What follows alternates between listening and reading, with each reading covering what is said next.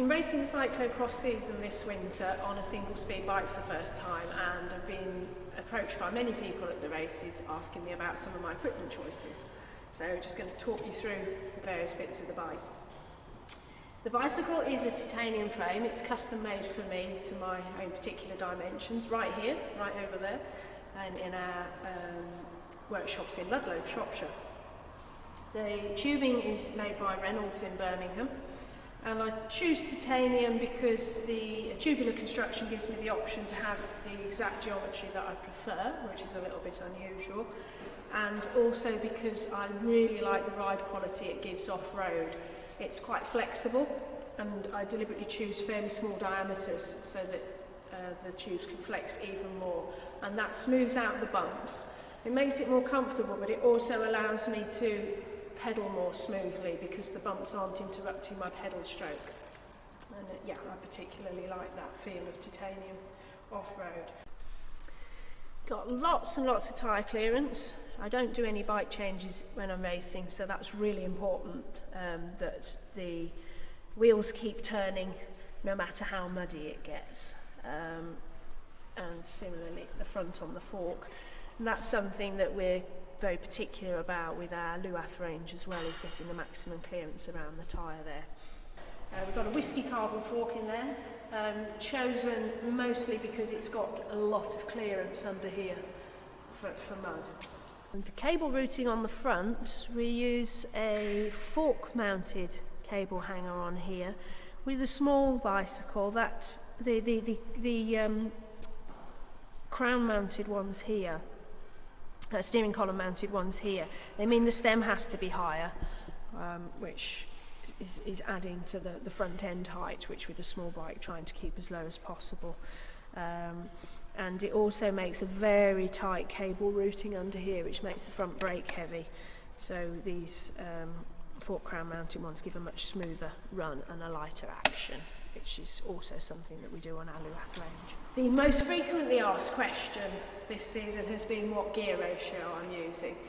I do change it according to the events, but the most common one I've used is 32 chainring with the 17 sprocket at the back. I've used that for almost all the events this year. Two notable exceptions, I went to a 16, so a 1:2 gear ratio for the two fastest national trophy events. That was at Derby and Ipswich, where there were very long tarmac finishing straights, and in the case of Derby, very slightly downhill. So that I just had a slightly bigger gear in order that I could keep up with the others on those sections. Transmission itself, I've got SRAM cranks. Those are 1/6, 2.5, so I'm not very big, so I've got shorter cranks. And I've got egg beater pedals on there, which I like for the mud clearance that they offer. And I'll be talking about the pedals, just a little tip. I like my Q factor, that's the gap between my feet, to be as small as possible, and when I set up the shoe plates, they've got a bit of sideways adjustment. I always push the shoe plates to the outside of the shoe, which pushes my feet together and gives me an extra 8mm on the Q factor, which becomes more important the shorter you are. On the rear, I've just got an aluminium Cogalicious liner sprocket, very light. It does wear a little bit faster than the steel ones, but I find they still last a long time, although I'm not particularly powerful. A bigger rider might munch through those a bit quicker. The main difference with a single speed setup to gears is how you tension the chain.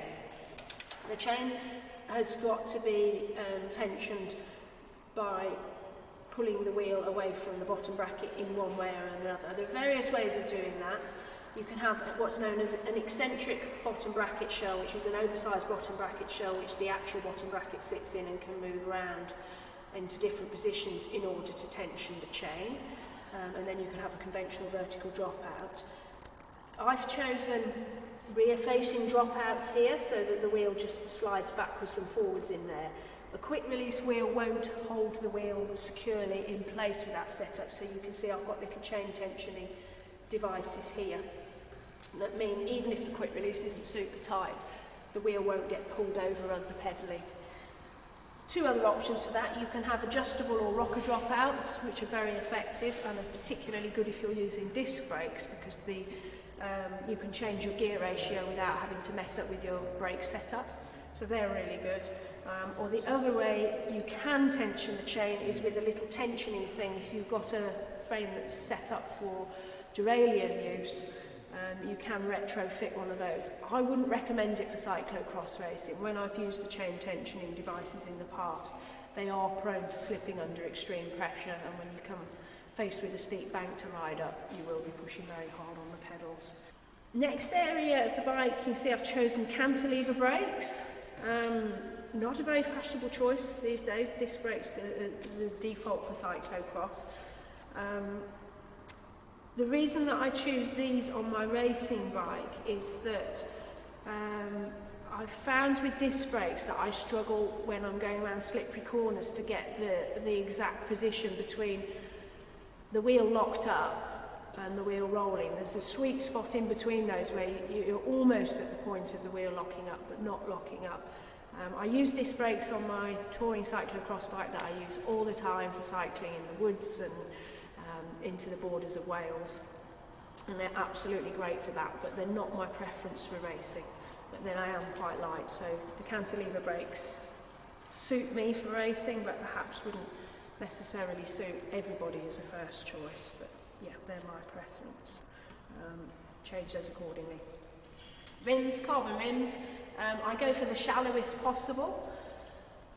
I don't like a wheel that's too stiff, again because I'm very light, and so the shallower section rims are slightly less stiff, which is useful for me. And thin lightweight spokes again gives a little bit more give in the wheel, which again suits my lightweight and helps me pedal over the bumps. The brake levers are quite heavily modified. I've got small hands for an adult, and I'm really particular about the setup of the brake levers.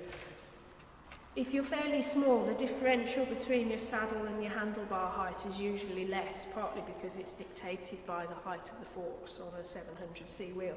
And so your arms tend to be coming at the brake levers from lower down than a big rider who comes at them from here, so you tend to be coming at them more at this angle. And for that reason, I like the brake lever, the brake hoods to be running uphill a bit so that my wrist isn't angled down like that, which I find a little bit awkward. So they're running uphill, but when you run them like that, which is a little bit unfashionable again, this part of the brake lever usually sticks out and is a long way from the handlebars, so I actually shorten the reach of those with a stop, you can see here and here, to bring those back in, so that they're set when I'm on the drops really close to the handlebar. And I set the point of contact of the pads on the rims with the lever very close to the handlebar, so that I'm not having to reach out like this to get to the brake into corners. I can have a secure hold there on a steep descent, and have the lever braking in control in the powerful point of my hand. And that's something that we do on our children's bikes. We set our levers up and modify them on our Luaths to provide the same advantage for small hands. I've also, as you can see, running these without any brake hoods. The commonest question is that to save weight, but actually it's not weight, it's to reduce the grip diameter. Again, with my small hands, I don't like trying to grip on something fat. It allows me to wrap my fingers around a little bit further. And I've also filed the ridges and lumps off that lever on the inside and outside to make them narrower, so that they're nice and secure in my hands there. They're fitted to some quite narrow handlebars. Again, I'm fairly small. These are 36 centimetres centre to centre to fit my size. And again, the handlebars on a Luath range are similarly in different sizes for the different ages of children, so that they match. It makes it easier to handle, and it also keeps your hands out the wind, so a little bit more streamlined. Anything else? Saddle, just my particular preference. I've got these saddles on most of my bikes.